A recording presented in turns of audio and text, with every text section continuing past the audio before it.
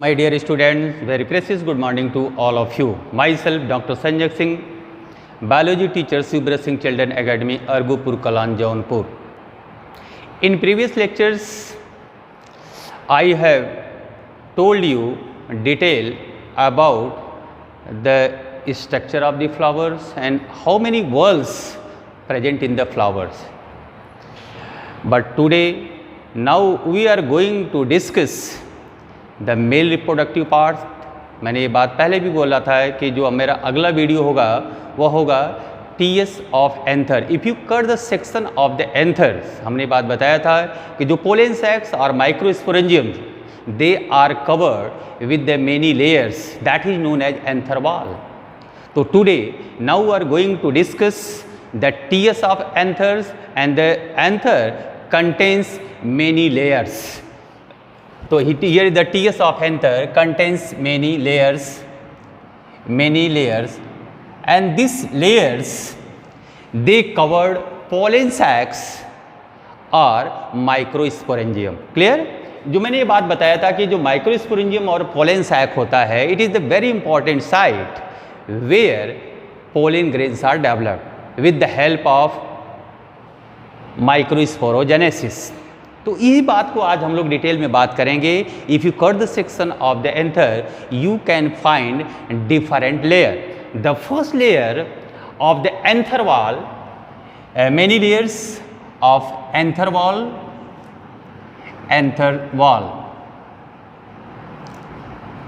The first layer is known as epidermis.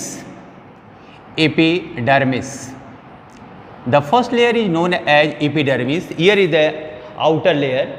Here is the enlargement section of these regions.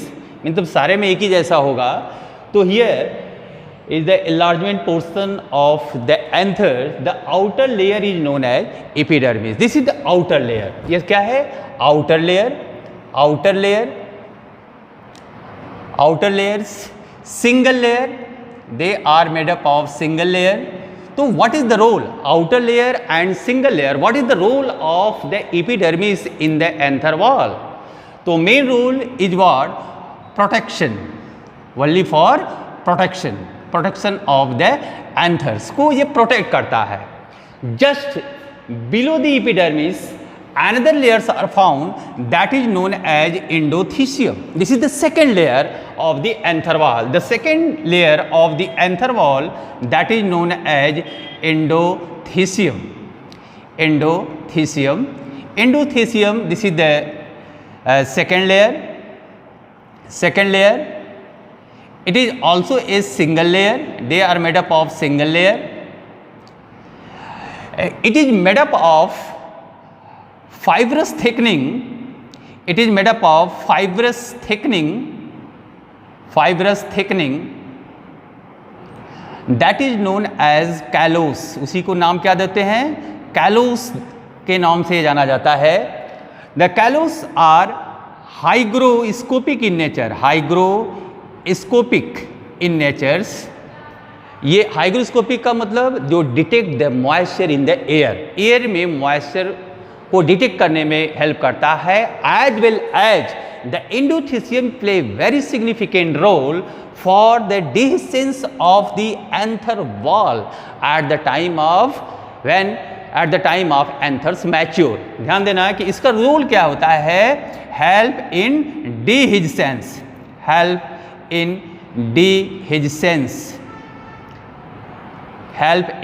डिहिसेंस. ये चीज़ हमेशा याद रखना कि जब एंथर्स होता है तो एंथर्स के अंदर ही पोलन ग्रेन का डेवलपमेंट होता है. क्लियर? और ये पोलन ग्रेन का डेवलपमेंट किसके अंदर होता है? पोलन सैक्स और माइक्रोस्पोरेंजियम. मैंने पिछले लेक्चर में बताया था कि माइक्रोस्पोरेंजियम्स आर डिफरेंशिएट और mature to form a pollen sac, and inside the pollen sacs very large number of pollen grains are develop. ये जब डेवलप्ड हो जाता है तो फिर ये रिलीज होता है, ये बाहर जाएगा तो एंथर वॉल क्या होगी? ब्रेक होनी चाहिए. तो उस ब्रेकिंग में जो हेल्प करता है, this is the second layer that is known as endothecium. तो endothecium is the very important layer because it contains the callose fibrous thickening that is known as callose. They are hygroscopic in nature. ये hygroscopic होते हैं and help in dehiscence of anther के dehiscence में help करते. After that pollen grains are released out from the anther. This is the second level. Next is the third layers. Layer is known as middle layer. Middle layer. Middle layers, they are made up of 3 to 4 layers. ये 3 to 4 layers पाई जाती है. अभी आप देखो, here is the first, second and third layer. It is also known as middle layer. इसको नाम क्या दिया रहा है? Middle layer. The middle layer is, अभी आपने देखा कि epidermis is made up of single layer. ये सिंगल लेयर का था, प्रोटेक्शन का काम किया. Next just below the epidermis the another layers are found that is known as endothecium. Endothecium is made up of fibrous thickening that is known as callus.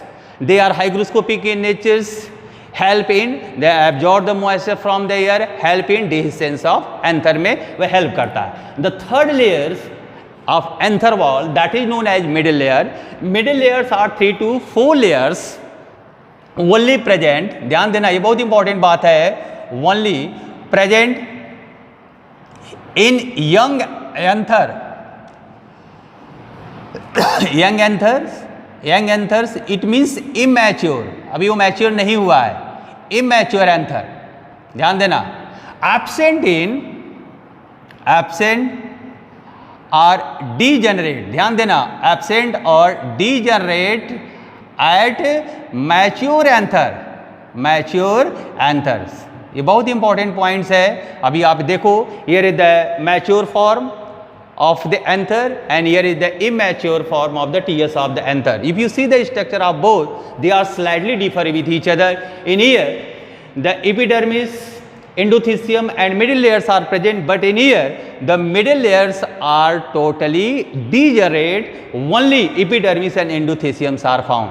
तो ये ध्यान बहुत इंपॉर्टेंट बात होती है. एब्सेंट और degenerate at in mature anther, not in mature anther में ये एब्सेंट होता है. ठीक है, this is the third layer. And the fourth layer is known as tapetum. Fourth layer is known as tapetum. This is the fourth layer that is known as tapetum. It is also a single layer. यह ध्यान देना, ये कैसा होगा? Single layer. Single layer, ये single layers होती है. Larger in size, बड़े होते हैं. Larger size is a type of nutritive cell. कैसा सेल है? Nutritive cell. Provided nutrition, provided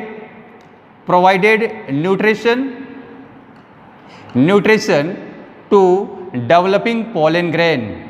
developing pollen grain, provided nutrition to developing pollen grain को ये न्यूट्रिशन भी प्रोवाइड करता है. तो tapetum is a type of nutritive cells. Air is the tapetums is a type of nutritive cell. It is also a single layers. ये single layers होती है. They provided a nutrition to the developing pollen grains. ये ध्यान देना, they are polyploidy in nature. Polyploidy in nature, polyploidy in natures. Therefore increase the DNA content. इस कारण से इसमें क्या होता है? Increases DNA content. DNA content mostly, ये ध्यान देना, बहुत इंपॉर्टेंट चीज ये मैं बता रहा हूं कि टैप्टम जो होता है ये बाई न्यूक्लिएटेड होते हैं. कैसे होते हैं? Binucleated. Binucleated means होगा तो single cell, but 2 nucleus are present in the single cell. In here not only 1, 2 nucleus are present in here. यहां पर 2 न्यूक्लियस होंगे. That is known as binucleate. It means karyokinesis takes place without cytoplasmic division, without cytokinesis. ध्यान देना है. So therefore that teptums, they are binucleated, therefore increase the DNA content. As well as और भी इसका क्या role होता है? They secreted a chemical compound that is known as sporopollenin. किसको रिलीज करता है? sporopollenin. Pollenin is a type of chemical compound. ये केमिकल कंपाउंड होता है. They are found in the outer wall of the exine. जब हम पोलन ग्रेन के बारे में जब बात डिटेल में करूंगा तो pollen grains they are made up of 2 layers. The outer layer is known as exine. Exine contains sporopollenin. तो व्हाट इज द रोल, ये सब हम डिटेल में बात करेंगे. तो ये चीज़ों को हमने टैप्टम्स का रोल क्या होगा इसके बारे में आपको बताया कि tapetum is the single layers larger in size. Nutritive cell एक ऐसा सेल है, न्यूट्रेटिव सेल्स होता है provided nutrition to the developing pollen grains को ये न्यूट्रिशन भी दिया. They are polyploid in natures. Mostly the tapetums are binucleated होते हैं. ये as well as secreted a chemical compound that is known as sporopollenin. This is the last layer.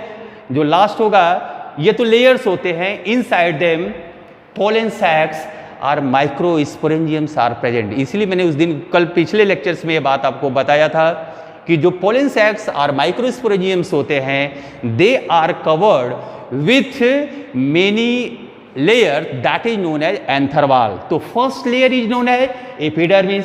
The second layer is known as endothecium. Third layer is known as tapetum.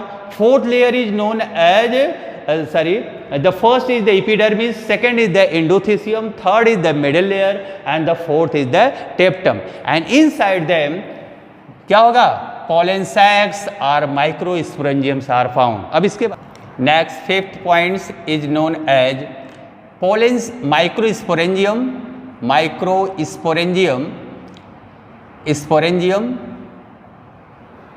microsporangium और pollen sac.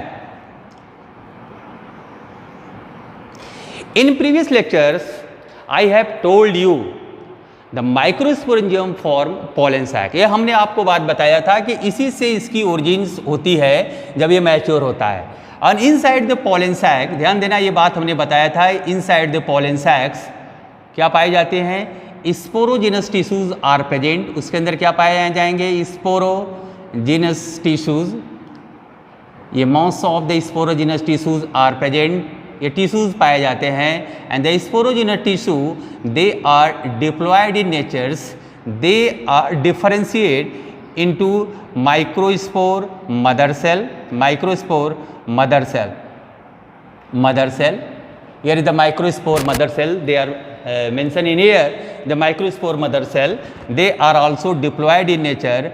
After the meiotic division, after the meiosis, they are converted into tetrad. Tetrad microspore. It means ये कहीं ऐसा cell जैसा दिखेगा और उसमें 4 ऐसे form बनेंगे, 3 दिखता है पीछे, tetrad microscope. When the anthers are mature, जैसे ही anthers mature होती है, anther mature होगा, all the microspores are dissociate with each other. ये सभी के सभी ये माइक्रोस्पोर डिसोसिएट हो जाएंगे. माइक्रोस्पोर्स और pollen grains dissociate with each other. वो सभी डिसोसिएट हो जाते हैं एंड दे आर रिलीज. ये सब अलग हो गए. पहले टेट्रॉस का फॉर्मेशन बनता है एंड द इंडिविजुअल, ये सारे के सारे जो पोलन ग्रेन्स होते हैं, here is the pollen grain, ये पोलन ग्रेन्स होंगे और ये पोलन ग्रेन्स जो होते हैं release out from the anther से बाहर जाते. तो whole the process takes place inside the pollen sac and this process is known as, इसको क्या बोलेंगे, माइक्रोस्पोरोजेनेसिस. इस प्रोसेस को क्या बोलेंगे, माइक्रोस्पोरोजेनेसिस. तो आपने देखा कि sporogenous tissues they are diploid in natures. कभी भी ये प्लॉयडी के बारे में आपको पूछा जा सकता है. Microspore mother cell is also diploid in natures. इसकी भी प्लॉयडी के बारे में आपको पूछा जाएगा. But the tetrad microspore, they are haploid because the meiosis division takes place. Then one microspore mother cell produces 4 microspore. First of all, in initial stage, all the 4 microspores or pollen grains, they are closed with each other, they are attached with each other. But at the time of maturation of anther, all the tetrad microspores और pollen grain they are dissociate with each other और सब अलग अलग हो जाते हैं. और when the anther walls are ruptured, जैसे ही ruptured होती है, or dehiscence of the anther, pollen grains are released out from the anther. तो ये जो बात हमने यहाँ पर आपको बताया कि माइक्रोस्पोरेंजियम और जो पॉलन सैक्स होता है is the important side inside the anther. इस एंथर के अंदर ये बहुत ही 4 इंपॉर्टेंट साइड्स होती है। मैंने प्रीवियस लेक्चर में डिस्कस किया था कि 1 एंथर कंटेन्स 2 लोब्स, तो 2 anther lobes contains 4 lobes, that is known as tetraloculars. ये जो टेट्रालोकुलर्स जो होते हैं, जो 4 लोब्स होते हैं, is a very important side where large number of pollen grains are release. ये रिलीज हो जाती है and this process is known as sporogenesis. इसमें कुछ और भी आपको बातें अभी बतानी। तो यहां पर आपने देखा कि कैसे पोलन ग्रेन्स और माइक्रोस्पोर का फॉर्मेशन होता है इनसाइड द पोलन सैक्स। अब नेक्स्ट जो नोट इंपॉर्टेंट पॉइंट्स इसमें भी आ कि 60% pollen grains are released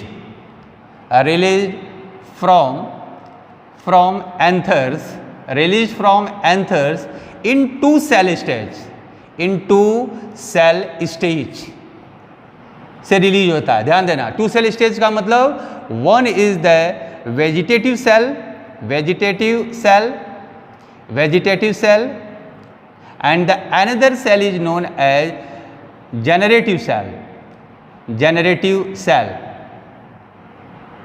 it means ये ध्यान देना है कि 60% जो पोलन ग्रेन्स होते हैं, अगर ये पोलन ग्रेन्स होगा, इसकी बाहर की वॉल्स होती है एक जॉइंट्स वॉल, अभी हम डिटेल में इस पर बात करेंगे।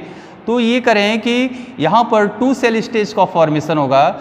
1 is the smaller cell, another is the larger cell.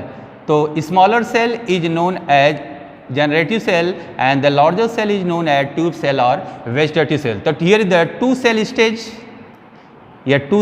stage of pollen grains are released from the anthers. 40% ये करें कि 40% pollen grains released from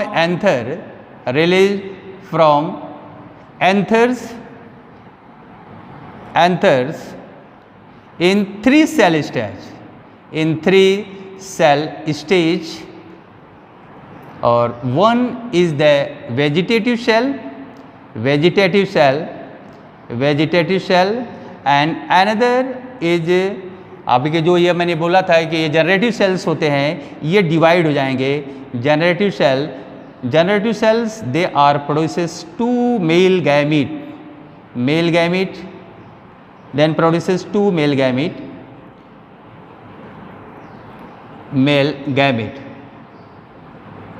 and by the process of mitotic division होता है, उसके हेल्प से हो रहा है। तो आपने देखा है कि 1, 2 and 3 सेल स्टेज होता है। तो मोस्टली इसी स्टेज में निकलते हैं कि most of the pollen grains they are released from the anther in 2 cell stage. बोली 40%, not more than 40, less than 40% जो होते हैं pollen grains release from the anther from 3 cell stage. तो 3 सेल स्टेज में आपने क्या देखा कि 1 vegetative cell, the generative cell again divide mitotically into 2 male gametes.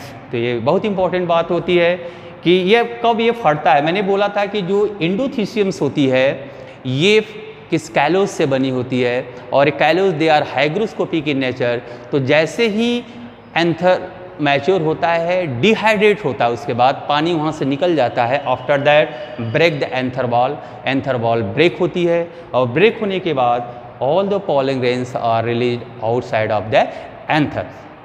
Next questions arises from this contents बनता है, और आपके एनसीईआरटी भी मेंशन है। First of all, can you think of how tapetum cell could become binucleated. अब ये बताना है कि कैसे यह टेप्टम सेल बाइन्यूक्लिएटेड बन जाता है। तो हमने पहले भी बताया था कि जो टेप्टम सेल होता है ये टाइप ऑफ न्यूट्रेटिव सेल। वह कैसा होगा? न्यूट्रेटिव सेल होता है, मैंने बताया था। इसमें क्या होता है? Nuclear division takes place, means karyokinesis takes place without cytokinesis. So therefore increase the number of nuclei. तो बाइन्यूक्लिएटेड क्यों बना? Due to karyokinesis, division of nucleus हुआ, उसमें साइटोकाइनेसिस नहीं होता। इसीलिए क्या होता है tapetum cell are binucleated. तो इसको बारे में आप मेंशन कर दोगे। दूसरा जो क्वेश्चन आपके एनसीईआरटी में मेंशन किया है, what would be the ploidy of the cell of the tetrad. हमने प्लॉइडी के बारे में बात किया, तो प्लॉइडी 2n RN। टेट्राड क्या होता है? टेट्राड मैंने बताया कि microspore mother cell, microspore mother से डिवाइड मियोटिकली, मियोसिस डिवीजन होता है, then produces a tetrad microspore. So what is the ploidy of the tetrad microspore are haploid. वह कैसा हमने बताया था? हैप्लॉइड होता है, यन होता है। तो इसके बारे में ये क्वेश्चन आपको बनता है। तो एग्जाम में आपको TS of anther, structure of stamens से रिलेटेड क्वेश्चंस बनते हैं। तो इसको आप लोग अच्छे से इसको कर लेने का कि how many part of the stamens, stamens के कितने पार्ट्स होंगे। The first part is the very important part, that is known as anther. The second that is known as connective, this is the connect both the anther lobes को connect करने में help करता है। And the third is the filaments, elongate tube like structure, they connect the anther. वो क्या करता है? Anther to the floral axis. और एंथर के बारे में यहाँ पर पूरी डिटेल में बात हुई। Next is the structure of pollen grain.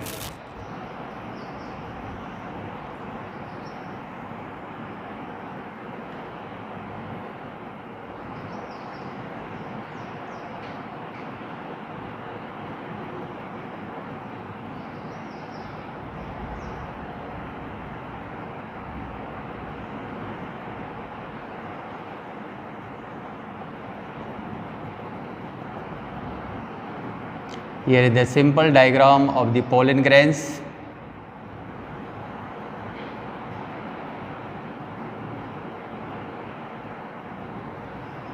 The outer wall, two wall is known as exine. Exine. Here is the germ pore. Germ pore. The inner wall is known as intine. Intine. Here is the cytoplasm. Cytoplasm. And here is the nucleus. Here is the nucleus. Structure of pollen grain. Pollen grain. Structure of pollen grain.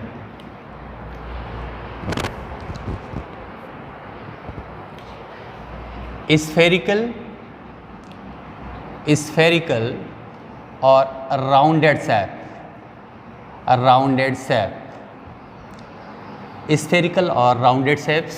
अगर आप देखो कि here is the simple structure of the pollen grains. The pollen grain mostly spherical or rounded in shape, ये rounded shape होते हैं। और the diameter of pollen grain is what? 25 to 50 micrometer. This is the diameters of the pollen grains. The pollen grains represent male gametophyte. Male gametophyte। ये हम अभी जो बात का जो हमारा अगला जो वीडियो लेक्चर्स होगा, तो how the male gametophytes are developed from the pollen grain, means pollen grains represent male gametophyte. इससे मेल गैमेट का फॉर्मेशन होता है, मेल गैमेटोफाइट का फॉर्मेशन होगा। The pollen grain contains two layers. The outer layers is known as exine. The inner layers is known as intine. Inner layers is known as exine. This is the outer layer. Here is the exine is the outer layer. They are deposited with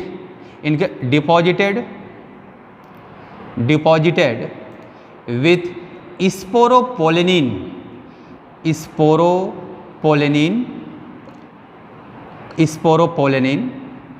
और ये sporopollenin मैंने बोला था कि यह tapetum से release होता है, जो इसके कारण से क्या होती है, cell wall become hard,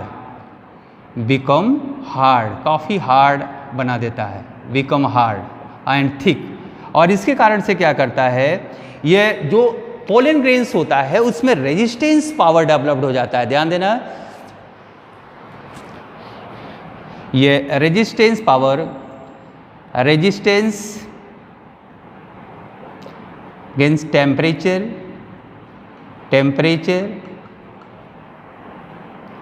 hot alkali and hot acidic। अगर आप ये कह सकते हो कि जो स्पोरोपोलिनिन के कारण से सब हो रहे हैं, तो स्पोरोपोलिनिन के कारण से पोलन जो ग्रेन्स है वो डैमेज नहीं हो जाता है, प्रोटेक्ट फ्रॉम अबायोटिक फैक्टर्स, ये वो बचा देता है, प्रोटेक्ट फ्रॉम डिग्रेडेशन से भी बायोलॉजिकल जो डिकम्पोजर्स होते हैं वो भी उसको डिकम्पोज नहीं कर पाते हैं, क्योंकि जो आउटर वॉल्स होती है वह क्या हो रही है, एंजाइम से बनी है, स्पोरोपोलिनिन का डिपोजिशन होता है। The intine is the inner wall, ये inner wall of the pollen grains, thin wall, और इनकी जो वॉल होती है cell wall is made up of cellulose plus pectin. Cell wall is made up of cellulose plus pectin. किससे बनी है, cellulose and pectin से बनी होती है। यहाँ पर आपने देखा कि सेल वॉल के ऊपर क्या है, sporopollenin is a type of chemical, ये केमिकल होता है जो कि इसको वो प्रोटेक्ट कर रहा है। क्लियर, तो ये चीज़ों को बारे में यहाँ पर आपको मेंशन किया गया है। इन बिटवीन देम ध्यान देना कि आप देख सकते हो कि इन द सम रीजन्स जो होते हैं एंजाइम्स वॉल्स आर इंटरप्टेड, और वहाँ पर क्या पाई जा रही है, germ pores are present where pollen tubes are developed. ये पोलन ट्यूब डेवलप्ड होती है when the pollen grain deposited on the stigma, जब वो स्टिग्मा के ऊपर डिपॉजिट होता है द प्रेशर डेवलप। वो नेक्स्ट वीडियो में हम ये बात डिस्कस करेंगे। तो germ pore is the site where pollen tubes are developed with the help of pollen tubes, male gamete enter inside the female gametes के अंदर चले जाते हैं। ठीक है, तो जर्म पोर, और ये भी स्पेसिफिक होता है इन केस ऑफ मोनोकॉट प्लांट। अगर मोनोकॉट प्लांट की बात हम देखें, सिंगल जर्म पोर प्रेजेंट, वहां पर एक ही जर्म पोर्स होते, एक ही जगह इंटरप्टेड होगा। But in case of dicot plants the 3 germ pores, कितने germ pores, 3 germ pores present, ये 3 जर्म पोर्स पाए जाते हैं। और यहाँ पर से तो ये किसको रिप्रेजेंट करता है, here is the structure of dicot pollen grain. किसको रिप्रेजेंट किया, structure of dicot pollen grain, because the 1, 2 and 3 germ pores are present in this diagrams. तो आपने एक सिंपल सी बात हमने कहा कि पोलन ग्रेन का स्ट्रक्चर कैसा होता है। The pollen grains are mostly spherical और राउंडेड इन शेप होती है। The diameters of the pollen grain is what 25 to 50 micrometers, and the pollen grains represent male gametophyte when matures, when germinate, जब on the stigma, then represent male gametophyte. I will discuss detail about the male gametophyte in next video. The pollen grains, they are made up of 2 layers, ये 2 layer से बनी होती है। Outer layer is known as exignes, the inner layer is known as entine. Exigene is the outer layer, ये होती है। They are deposited with sporopollenin, is a type of chemicals, ये chemicals होता है। Due to this, cell wall of the sporopollenins become very hard and thick. They developed resistance power against abiotic factors, कुछ मैंने mention भी किया, temperature, hot alkali, hot acidic, as well as biological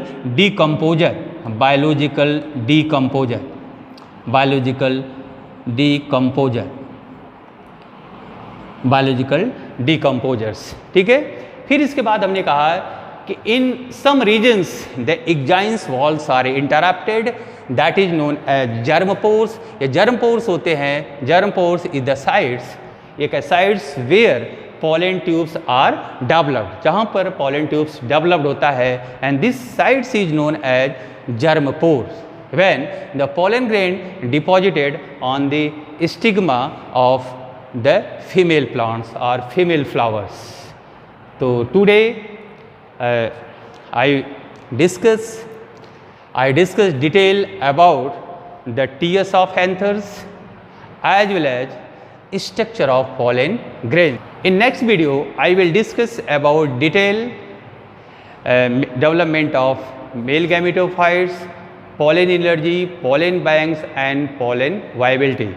So thank you for watching this video. Have a nice day all of you.